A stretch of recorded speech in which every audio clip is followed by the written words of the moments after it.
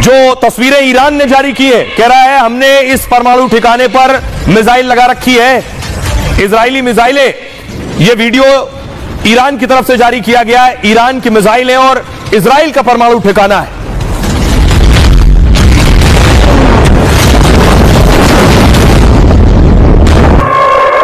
और यह आप देख रहे हैं, यह इजराइल का परमाणु अड्डा है। ईरान कह रहा है हम इस पर मिसाइल दागेंगे, यह हमारे टारगेट पर है। तो अब सवाल यह है कि परमाणु जब सबने बना लिया तो होगा क्या? ईरान कह रहा है हमारे पास भी परमाणु है, कितने हैं नहीं पता।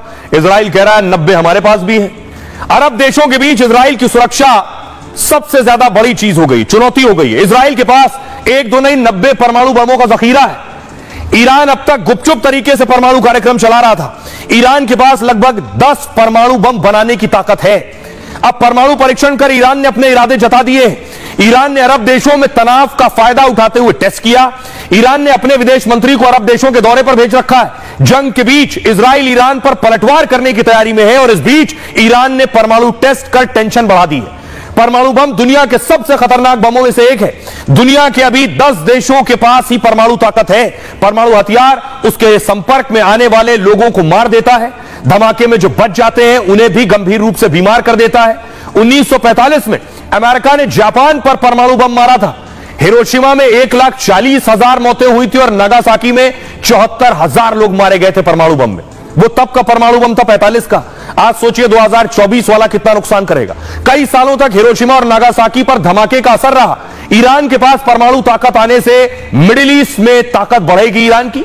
इजराइल अब ईरान पर हमला करने से पहले 2 बार जरूर सोचेगा। बाकी देशों के लिए भी ईरान पर हमला करना अब आसान नहीं होने वाला है। इसीलिए अब तक हमला नहीं हुआ, अभी जुबानी जंग हो रही है। खमनेई रोज 3 ट्वीट कर रहे हैं तो नेतन्याहू भी पलटवार कर रहे हैं, जवाब दे रहे हैं। देखिए क्या कुछ कह रहे हैं नेतन्याहू और क्या कहा है खमनेई ने। दोनों जुबानी जंग लड़ रहे हैं। नेतन्याहू ने कहा इजराइल हमास जंग के आज 1 साल पूरे हुए। इस मौके पर नेतन्याहू ने वीडियो संदेश जारी किया। हमारा देश 7 मोर्चों पर जंग लड़ रहा है। हम अपने देश को Hamas, Iran, Hezbollah, West Bank के आतंकी, यमन के हुती और इराक के, सीरिया के शिया मिलिटेंट्स के हमलों से बचा रहे हैं। नेतन्याहू ने इजराइल के सेल्फ डिफेंस के अधिकार को दोहराया है। वो ईरान से बैलिस्टिक मिसाइल हमले का बदला जरूर लेंगे। इजराइल जरूर ईरान पर अटैक करेगा। गाजा से बंधकों की जल्द रिहाई का भरोसा जताया है। लेकिन दूसरी तरफ खमनेई जंग के बीच खमनेई सोशल मीडिया पर एक्टिव है। 7 अक्टूबर को सुबह 8:59 पर खमनेई ने ट्वीट किया, हमास के ऑपरेशन अल अक्सा फ्लड की सराहना की। खमनेई ने एक्स पर इजरायली भाषा हिब्रू में लिखा है, यानी खमनेई कह रहे हैं जो हमास ने इजराइल पर हमला किया था 7 अक्टूबर को वो ठीक किया था। अल अक्सा फ्लड ने इजराइल को 70 साल पीछे ढकेल दिया, ये कह रहे हैं। यानी हमास ने जो 7 अक्टूबर को हमला किया उससे इजराइल 70 साल पीछे चला गया। इससे पहले इजराइल पर हमले की चेतावनी दी थी। अब आपको सुनवाता हूं, सुनिए जरा इजरायली पीएम बेंजामिन नेतन्याहू क्या कह रहे हैं। हमारा देश 7 मोर्चों पर जंग लड़ रहा है। हम अपने देश को Hamas, Iran, Hezbollah, West Bank के आतंकी, यमन के हुती और इराक, सीरिया के शिया मिलिटेंट्स के हमलों से बचा रहे हैं। इजराइल को अपनी रक्षा का अधिकार है। ईरान से बैलिस्टिक मिसाइल हमले का बदला हम जरूर लेंगे। इजराइल जरूर ईरान पर अटैक करेगा।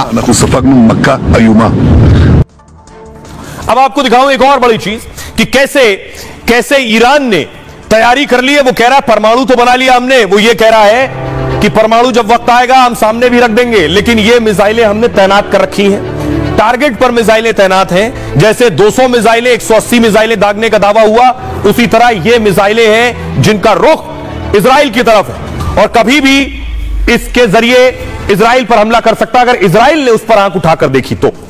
करीब आपको याद होगा 200 मिसाइलों से हमले के बाद ईरान फिर तैयार है। इजराइल बार बार हमले की धमकी दे रहा है। चेतावनी है कि हाइपरसोनिक मिसाइलों का जवाब मिलेगा। अब ईरान भी आर पार के मूड में है।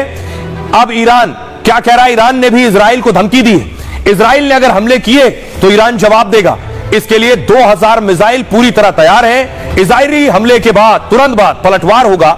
ईरान ने इजराइल के दोस्तों को भी धमकी दी है, किसी ने भी इजराइल की तरफ से हमला किया तो ईरान इसका कड़ा जवाब देगा। नेतन्याहू और खमनेई जो है वो सीधे सीधे उनका कहना है कि वो पलटवार करेंगे। ये जो बता रहा है, जो माहौल बना हुआ है, तस्वीरें बता रही हैं कि ईरान लगातार ऐसे वीडियो जारी करके इजराइल पर दबाव बनाने की कोशिश कर रहा है और मिडिल ईस्ट में जंग खत्म होती नहीं नजर आ रही है। अब एक सवाल बुनियादी यह है कि 200 मिसाइलों से हमला किया इजराइल, कई मिसाइलों को रोक नहीं पाया है क्योंकि इजराइल के पास एयर डिफेंस सिस्टम है आयरन डोम। दुश्मन की मिसाइल आती है, यह आयरन डोम जाकर उसकी मिसाइल को आसमान में मार देता है। लेकिन आपको जानकर ताज्जुब होगा कि यह जो आयरन डोम है, यानी इजराइल का हमला करना जितना महंगा है मिसाइल और रॉकेट से, उतना ही महंगा है अपना बचाव करना। यह जो आयरन डोम मैं आपको दिखाने जा रहा हूं, यह आयरन डोम है जिसे आप कहते हैं एयर डिफेंस सिस्टम। दुश्मन की मिसाइल आती है, आसमान में मार देता है। आपको जानकर ताज्जुब होगा यह कितना महंगा सिस्टम है। जितने में हमला करते हैं नेतन्याहू, उससे ज्यादा बचाव पर खर्च कर रहे हैं। 1 अक्टूबर को ईरान ने इजराइल पर मिसाइल दागी, करीब 1 घंटे के अंदर 180 मिसाइल गिराने का दावा किया नेतन्याहू ने। ईरान ने इजराइल पर हाइपरसोनिक मिसाइल गिराई, यानी जो आवाज की रफ्तार से भी 15 गुना ज्यादा तेजी से चलती है। इजराइल ने कहा 90% मिसाइल हमने मार गिराई, लेकिन इसके लिए इजराइल को करोड़ों रुपए गंवाने पड़े। इजरायली आयरन डोम ने ईरानी मिसाइलों को मार गिराया है। इजराइल का आयरन डोम बेहद महंगा है। आयरन डोम की कीमत 415 करोड़ रुपए से ज्यादा की है। आयरन बीम भी इसी तरह की है, उसमें एक लेजर से दुश्मन पर हमला होता है तब उसकी लागत आती है 1,66,000, एक बीम जाने का 1,66,000। यह जो आयरन डोम है, इस आयरन डोम से जो मिसाइल निकल रही है, इसकी कीमत है 8 लाख रुपए एक मिसाइल की। इसके साथ ही इजराइल ने एरो सिस्टम का भी इस्तेमाल किया है। इस बार इजराइल पर ईरानी हमला ज्यादा सटीक था, इजराइल को ज्यादा इंटरसेप्टर मिसाइलों का इस्तेमाल करना पड़ा और यह साफ नहीं है कि कितने एरो और आयरन डोम इस्तेमाल किए गए हैं।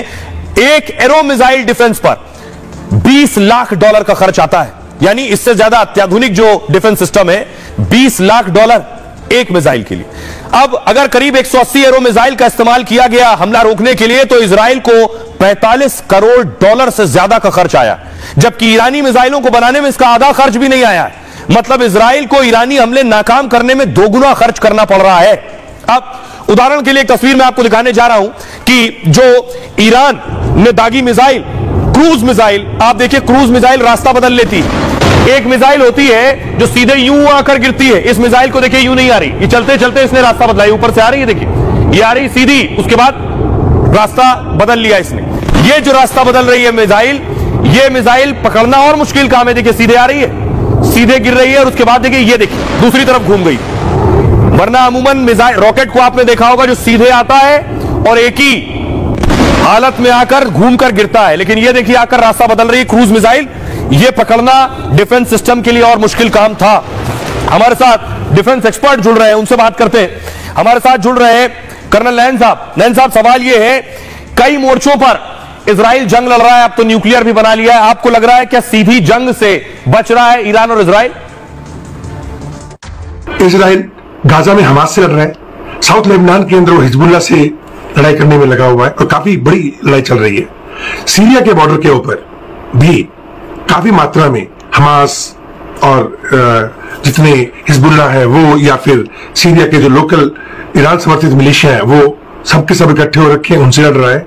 और साथ ही साथ हूती से, जो कि यमन में बैठे बैठे एक के बाद एक मिसाइल जो है इनकी शिप्स के ऊपर या फिर इजराइल पे मार रहे हैं, उनसे लड़ रहा है। ऐसे में जब इसके संसाधन चारों तरफ लगे हुए हैं, इतनी रिसोर्सेज को इजराइल स्ट्रेच करना नहीं चाहेगा। अभी हाल ही में जो ईरान ने अटैक किया था लगभग 181 मिसाइल्स का, कहने को तो नेतन्याहू ने कहा था कि कोई खास नुकसान नहीं हुआ है, लेकिन नुकसान हुआ था। लिहाजा अभी टाइमिंग के लिए इस ईरान के साथ में दो हाथ करने से इजराइल कुछ समय के लिए बचेगा। बहुत शुक्रिया। अब तो नैन साहब मान रहे हैं कि इजराइल खुद नहीं चाहता है अभी ईरान से जंग। ईरान एक पूरा देश है, ताकतवर देश है, उससे उलझेगा तो बाकी मोर्चों पर और ज्यादा उलझ जाएगा। अब देखिए जरा लेबनान पर इसलिए अटैक